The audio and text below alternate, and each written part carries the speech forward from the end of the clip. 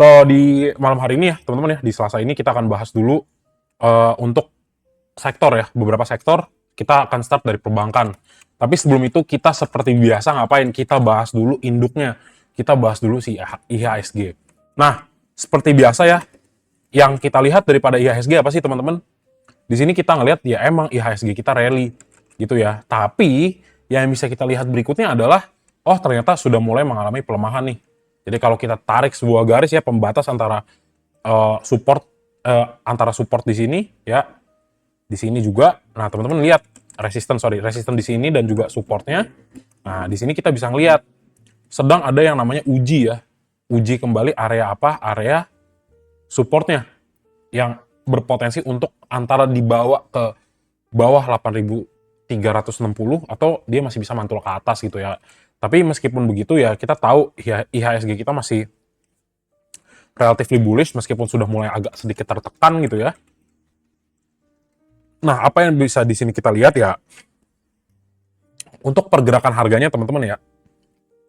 Jadi kalau misalnya dia turun lagi ke 8.300 harus diekspektasi dan teman-teman harus telan realita bahwa kalau misalnya IHSG lanjut turun besok ya, banyak saham-saham yang akan terkoreksi juga. Jadi kalau induknya koreksi, itu ada potensi anak-anak yang lainnya juga ikut koreksi. Ya, which mean kalau misalnya IHSG kembali positif besok, majority of stocks-nya itu teman-teman akan melihat hijau gitu ya. Nah, jadi kalau kita ngomongin simpelnya, yang namanya IHSG kalau dia masih mau mempertahankan harganya naik, simpelnya gimana mas? Simpelnya dia harus bisa klaim lagi di atas 8.381 untuk memastikan dia itu masih bisa naik gitu ya. Tapi kalau misalnya teman-teman ngelihat justru besok yang namanya IHSG makin dekat ke 8.290, maka potensi koreksi yang lebih dalam akan semakin terlihat gitu ya. Jadi probability dia untuk kembali koreksi lebih dalam lagi itu mulai terlihat gitu ya. Jadi penentunya besok nih si bro ini bisa naik apa enggak. Terus kemudian momentumnya nih. Nah, teman-teman lihat momentum stochastic slow sudah mulai turun ya. Jadi kalau misalnya memang probabilitas besok turun dan ternyata kejadian besok ternyata turun ya, kita sudah tahu dari malam hari ini gitu ya. Jadi nggak bisa berekspektasi banyak dari market asalkan dia bertahap naik ya, teman-teman saham-saham yang bagus-bagus juga berpotensi tetap akan naik kurang lebih gitu ya. Oke, so di bahasan pertama kita akan masuk untuk BBRI ya teman-teman ya. Jadi saya mau akan sedikit quick di sini. Nah, untuk BBRI beberapa level yang perlu diperhatikan itu adalah di 3880 ya dan juga di 4040. Nah, jadi kita sebenarnya melihat yang namanya si BBRI itu udah koreksi ya dari dia punya previous support dari dia previous resistance. Sebentar, ini harusnya di sini ya. Kayak dari dia punya previous resistance, kita bisa ngelihat ya teman-teman ya. Dari previous resistance di sini harganya terkoreksi ya. Nih ya, terkoreksi, kemudian dia recover lagi. Nah, jadi yang perlu diperhatikan secara mendalam apa? Level 3970 nih, besok ya BBRI harus bisa tetap di atasnya. Nah, ini akan bagus gitu ya. Tapi kalau misalnya nanti teman-teman ngelihat yang namanya BBRI turun di bawah 3970 dan candle-nya penurunan yang solid, nah ini kita harus update ya, dalam artian ya potensi koreksi lanjutannya masih ada. Tapi ya berhubung ngelihat dari stochastic slow, ini potensi untuk kembali naik sebenarnya masih relatively lebih tinggi. Jadi ya basically ini adalah koreksi yang relatif sehat gitu ya. Oke, so itu secara teknikalnya nih. Jadi ya target terdekat untuk yang namanya BBRI itu adalah 4040. Gitu ya. Nah, kalau kita bahas sedikit untuk bandarmologinya daripada si BBRI, apa yang bisa teman-teman lihat, nice banget ya. Terdapat akumulasi lagi, dan akumulasinya lebih tinggi dibandingkan 2 hari berikutnya, 2 hari sebelumnya. Jadi sebenarnya katalisnya sangat-sangat kuat buat perbankan yang khususnya si BBRI. Jadi sebenarnya kalau teman-teman lihat, apakah BBRI bagus? Ini bagus. Jadi teman-teman lihat ketika momentumnya ditarik ya, lihat stochastic slow-nya, dia naik sangat pesat, dan ini udah bagus banget nih naiknya secara bertahap. Ini yang kita suka ya gitu. Jadi nggak terburu-buru, teman-teman pun yang nggak punya waktu masih bisa menikmati cuannya dan secara bertahap gitu ya. Ini yang sehat gitu teman-teman. Oke, jadi masih sangat bullish untuk yang namanya BBRI. Kita lihat ada growth daripada inflows daripada asing. So, buat yang teman-teman punya silakan di hold, ini masih bagus. Next kita bahas BBCA ya. Nah, untuk BBCA sebenarnya masih dalam pantauan ya, kita masih harus dalam pantauan ya selama si 8.400-nya ini nggak jebol ke bawah gini ya, ya ini kita belum bisa melihat lah dalam artian potensi BBCA untuk kembali klaim area apa? Klaim area ini ya. Nah, area gapnya. Kenapa mas? Ya karena ya dia masih kuat di 8.400. Potensinya masih naik. Kenapa? Karena strukturnya masih bagus. Simple technical, tapi perlu kita perhatikan kalau nanti sekali lagi dia naik 8.700-nya itu justru di reject. Nah, ini baru mungkin penurunannya agak sedikit dalam. Tapi ya untuk mendukung ini ya kita perlu lihat apa? Kita perlu lihat yang namanya asingnya itu kembali akum atau asingnya tuh turun. Kalau misalnya di sini dapat dukungan lagi dari asing ya maka kita masih bisa ngelihat yang namanya si BBCA ini akan kembali naik lebih tinggi gitu ya. Oke, nah jadi kurang lebih gitu ya teman-teman ya. Antara dia bisa bertahan ke 8.400 untuk bisa naik lagi, atau dia koreksi ke bawah dan ada potensi untuk nutup gap di 8.000. Nah tapi ya kalau ngomongin stochastic slow tinggal kita lihat di sini. Ini sudah crossing up ya sedikit. Jadi potensi naiknya masih ada, tapi ini tadi yang namanya foreign itu cukup berpengaruh di saham BBCA. Jadi ini masih tetap mix ya untuk si BBCA ya. Masuk keluar ya. Masih sedikit membingungkan. Jadi kalau yang punya di bawah silakan hold. Dan buat teman-teman yang belum punya barangnya bisa titip sendal dulu buat dipantau portonya sama siapkan alokasi dananya seandainya BBCA bisa terkoreksi sampai 8.000 atau bahkan di mana nih di 7.600. Kenapa? Ini adalah harga terbaik untuk saham sekelas BBCA ya teman-teman ya. Jadi kayak gitu, kalau misalnya dia potensi dia naik masih ada, tapi sekali lagi persiapkan worst case-nya, seandainya nanti teman-teman dikasih lebih murah, lihatlah ini sebagai peluang untuk mengakuisisi ya saham BBCA di harga yang lebih murah. Gitu ya. Oke, next lagi kita bahas yang namanya BMRI ya. Nah, untuk BMRI ya, untuk BMRI ini masih bagus banget untuk kalau kita ngomongin setupnya. Memang di sini ya V-shape ya. Sini set, nah turun langsung di bawah naik. Nah, di sini yang menarik daripada si BMRI adalah yang pertama dia meninggalkan gap di sini ya. Dia meninggalkan gap dan gapnya ini belum tertutup. Nah, so buat teman-teman besok yang pengen ngambil silahkan kalau mau ngambil di gap ini, tapi tetap masuklah secara parsial jika memang teman-teman ingin melakukan long term investment pada saham seperti BMRI. Dan jika kalian emang pengen day trade kan ya sudah masuk di bawah, jual mungkin di 5.000 gitu ya, atau 4.850 itu juga menarik. Jadi kemudian apa? Kemudian kalau misalnya kita melihat ketidakmampuan daripada BMRI ini untuk closing di atas 4.800 ya, maka di sini kita akan lihat yang namanya kembali retracement ya ke bawah, kembali koreksi. Kenapa ya? Karena resistennya dia masih belum mampu untuk menembus. Basically gitu aja teman-teman ya. Jadi untuk area support berikutnya yang harus teman-teman pantau adalah di 4.690. Jadi untuk long term silakan di hold. Kalau misalnya kita ngomongin based on momentum, sebenarnya di sini teman-teman udah ngelihat yang namanya BMRI itu masih punya lah potensi untuk naik.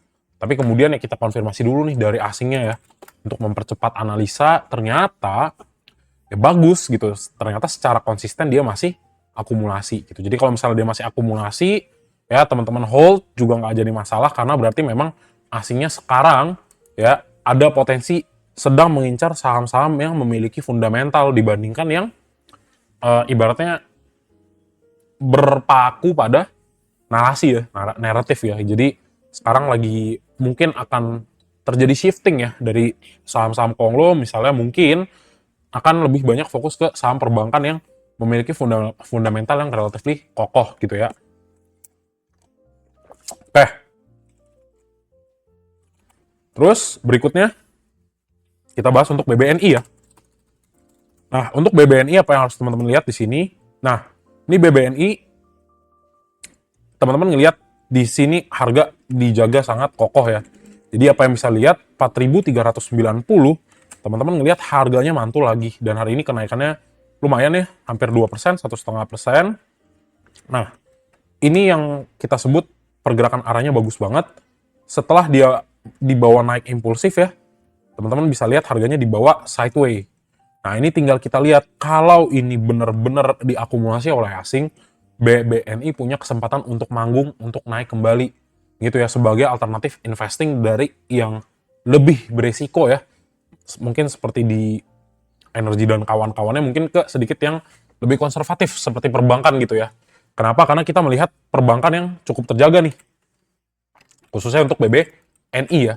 Nah, ini penting sekali ya 4.520-nya, karena jika breakout, nah ini teman-teman akan ngelihat signifikan gitu ya untuk pergerakan atau kenaikan harga lanjutannya. So, dipantau ya teman-teman ya untuk si BBNI. Kenapa? Karena ini setupnya sangat bagus. Teman-teman juga ngelihat momentumnya di sini udah lumayan oke ya. Setelah massive penurunan, ini ada potensi untuk bertemu lagi. Jadi bertemu maksudnya untuk crossing up lagi ya di sini ya. Gitu. Jadi potensi masih cukup besar dan teman-teman juga ngelihat ya untuk pergerakannya itu terbatas ya sampai di support 4.390. Nah, sekarang tinggal kita konfirmasi dari BBNI. Nah, ternyata ya kita melihat asingnya melakukan akumulasi. Jadi dari sini kita ngelihat bahwa oh, ternyata based on foreign flow kita dari 4 saham yang kita bahas ini melihat bahwa ternyata asing punya ketertarikan khusus nih buat perbankan ya di fase-fase sekarang ini. Jadi mungkin yang pengen tadi yang udah bingung mau beli apa, mungkin perbankan akan jadi salah satu primadona ya teman-teman ya untuk mungkin sampai kuartal 1 2026. Kurang lebih begitu ya kalau kita ngelihat konsistensi daripada pembelian si asing ini gitu ya. Oke. Seperti itu teman-teman untuk BBNI ya. Menarik. Angkanya cukup gede, akumulasinya, terus konsisten ya dari tanggal 4 ya, ini nggak sempat kita bahas juga, but overall good untuk our top bankings ya. Ya BBTN nggak tahu lah, nanti kita bahas. Nah nextnya untuk BNGA. Nah untuk BNGA sebenarnya kita nggak ngomongin ini dulu ya teman-teman ya, kita nggak ngomongin untuk fundamentalnya, but based on structure di sini ya, kita ngelihat memang BNGA baru saja perfectly breakout ya daripada area resistennya di 1740. Nah, jadi ini sebenarnya sangat wajar ya teman-teman ya kalau kita melihat yang namanya apa 1825 yang namanya ada koreksi ya daripada si BNGA. Kenapa? Karena ya ini adalah area resistennya, tapi yang nggak kayak gitu juga, yang nggak bisa langsung turun gitu juga. Tapi ya mungkin untuk beberapa area let's say mungkin ke 1800 ya teman-teman ya.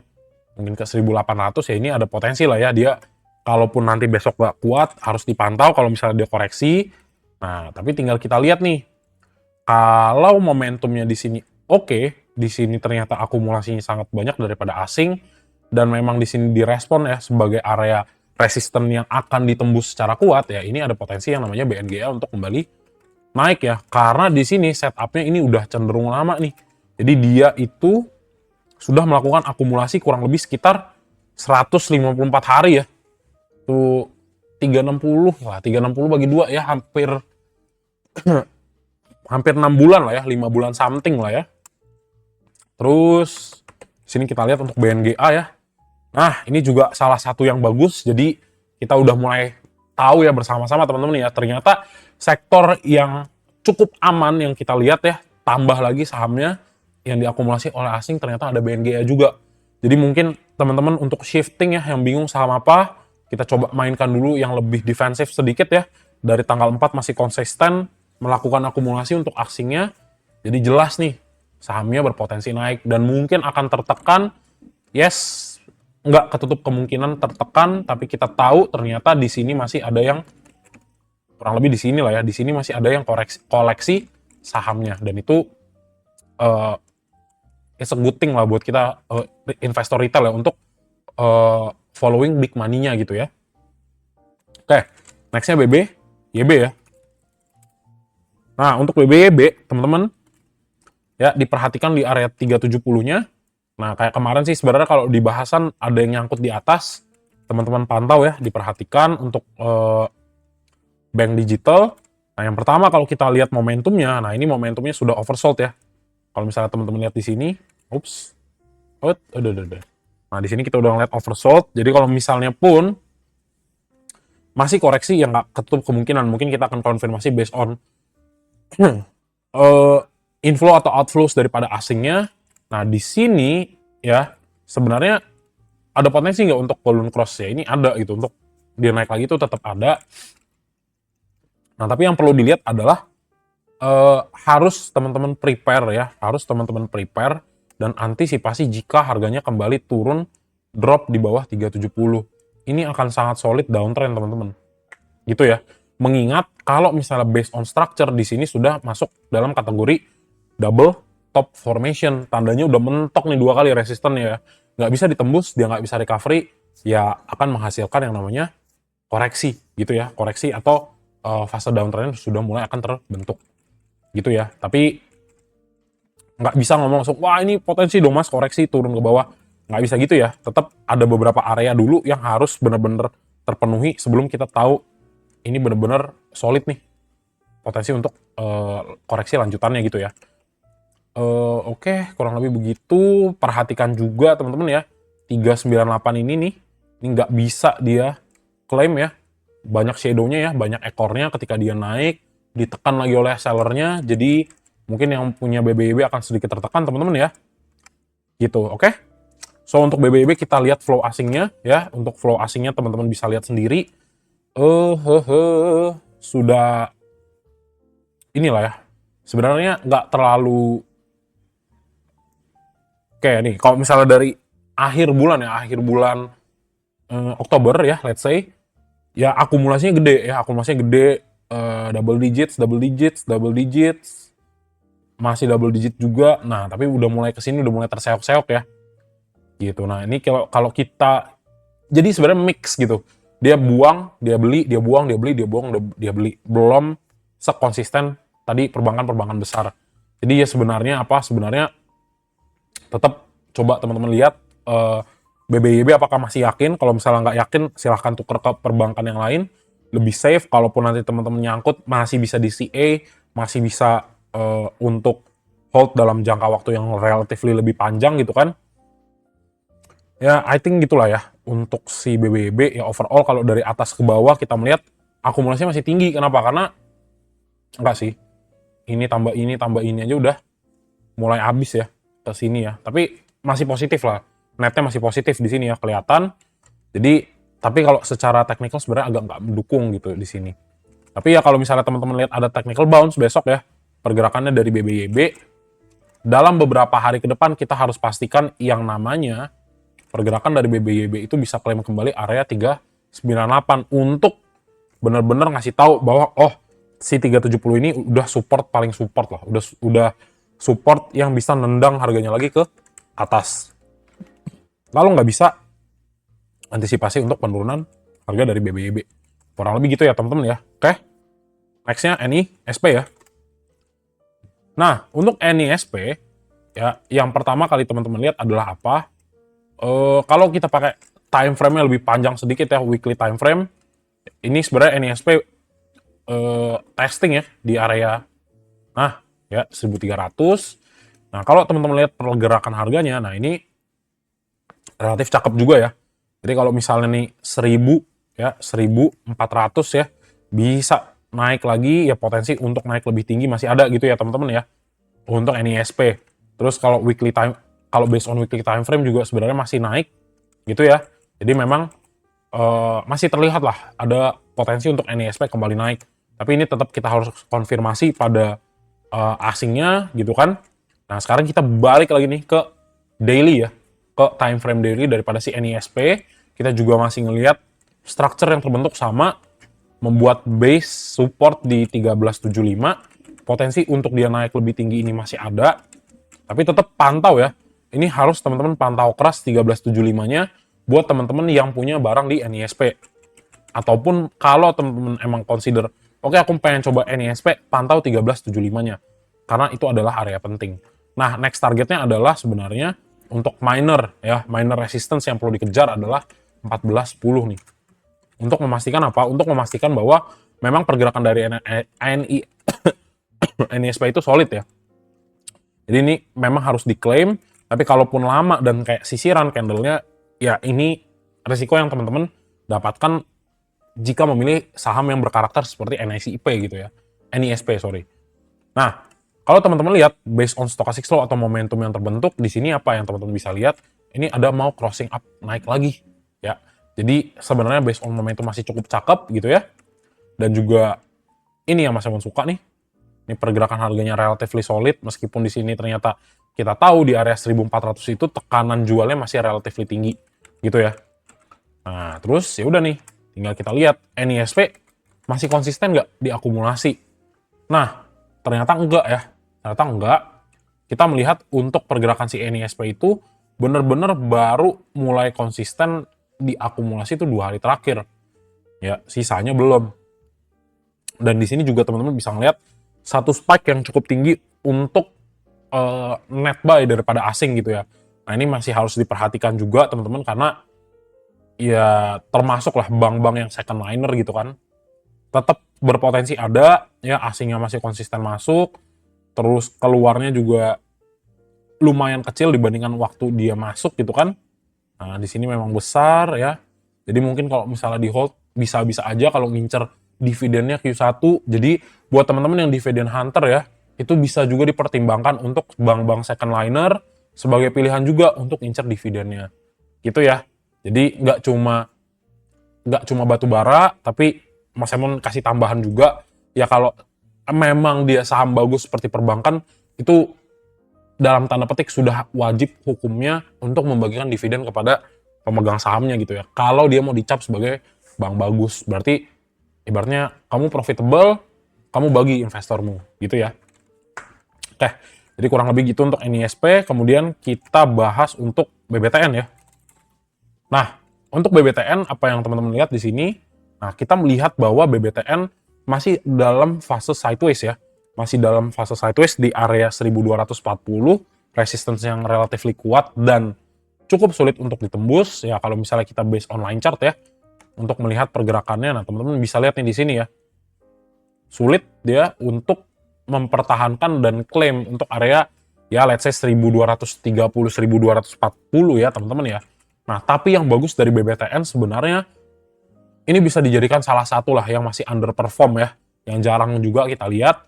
Ini higher lows-nya masih terbentuk ya. Dia juga merespon untuk area Fibo 0,618 masih secara step by step naik. Ya potensi untuk ke 1240 sebenarnya masih ada. Stochastic slow-nya juga ini bagus banget teman-teman ya. Berhasil yang namanya golden cross. Memang nggak menjamin 100% naik, tapi teman-teman kita sudah bisa melihat ya secara teknikal ini cukup cakep gitu ya. Cukup bagus meskipun tekanan terjadi di 1240, tapi kita melihat secara konsisten dia membuat higher low terus. Jadi tinggal kita konfirmasi apakah ada asing ya yang tetap membeli BBTN sebagai ya sebagai pilihan lah ya. Nah, di sini BBTN memang seharusnya sih kalau KPR dari BBTN harusnya bro ini salah satu yang harus diuntungkan gitu kan karena menurunnya suku bunga ya dan sebenarnya lebih memancing lebih banyak yang namanya konsumer ya atau masyarakat untuk melakukan yang namanya pembelian ya. Tapi kalau misalnya memang daya belinya nggak cukup ya mungkin masih akan tertekan ya sahamnya. Nah, kalau based on foreign flow ya di sini kita ngelihat memang ya sejauh mata memandang ya teman-teman ya. Konsistensinya agak kurang lah ibaratnya. Memang akumulasi ada sejak tanggal 4 ya, tapi mulai ke sini mulai ada buangan. Ya, mulai ada buangan khususnya di tanggal 10, tapi ya relatif kecil lah ya untuk buangan yang terjadi gitu untuk BBTN. Jadi ya tetap dipantau terus ya teman-teman untuk BBTN. Kenapa? Karena ya di sini masih underperform loh dia. Nih ya. Masih belum ke 1.500 ya kayak biasa memang harganya ya around 1.500 sampai 2.000-an lah ya. Ini BBTN coba kita lihat ya. Nah, ini salah satu yang agak-agak kurang ya sebenarnya sahamnya ya.